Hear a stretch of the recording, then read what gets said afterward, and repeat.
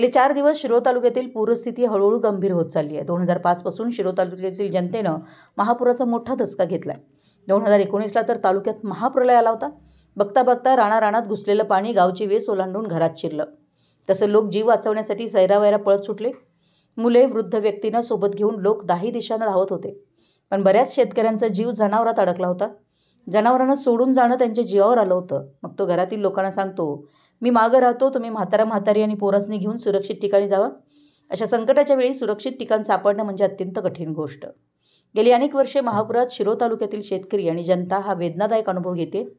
मी स्वतः 2 महापुरात स्थलांतराचा यातनादायक अनुभव घेतलाय. वाढणारं पाणी आणि बंद होत जाणारे रस्ते हा अतिशय भीतीदायक अनुभव असतो.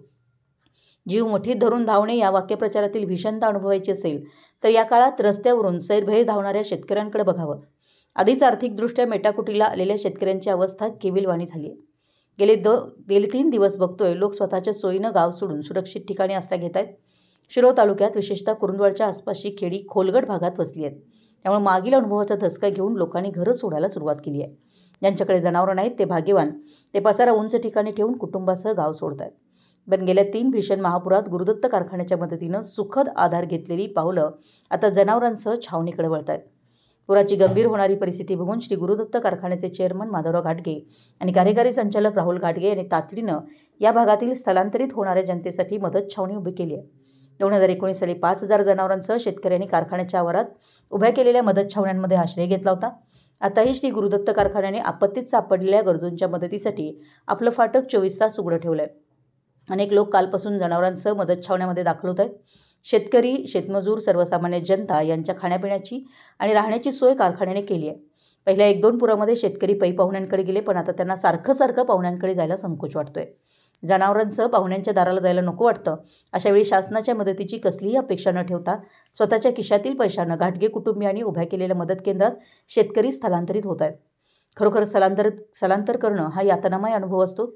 2005 सालातील एक अनुभव सांगतो. नदीकाठच्या गोठ्यात पाणी आल्यानं जनावरांना घेऊन मी उंच ठिकाणावरील एका शेतकऱ्याच्या गोठ्यात नेऊन जनावरं बांधली.